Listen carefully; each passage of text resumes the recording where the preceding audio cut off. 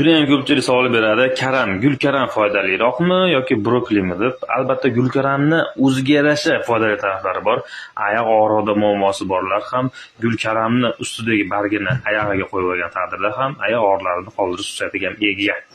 Ya'ni oshqozon ichakda muammosi bor insonlar, oshqozon ichak tizimlarini polniy qaynatib turib, buni suvini ichsangiz ham, hattoki buni o'zini yesangiz ham bo'ladi. Brokolida esa bundan 3 barobar kuchliroq.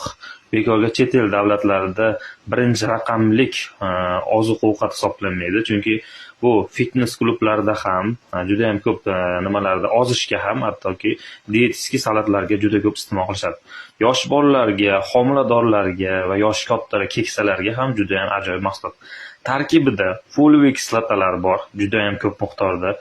Kaliy, kalsiy farzandlaringiz bo'ylari o'sishiga, yuzlari tiniq bo'lishiga juda ham yordam beradi. Ayniqsa homiladorlar buni iste'mol qiladigan bo'lsa, bo'lajak farzandlar yuzlari tiniq bo'lib dunyoga kelishadi albatta.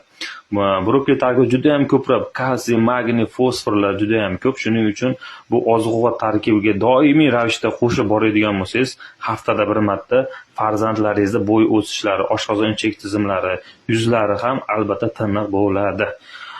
Brokoli karamini iste'mol qiling. Albatta oilaviy, agar iste'mol qilmagan bo'lsangiz, iste'mol qilishni boshlang.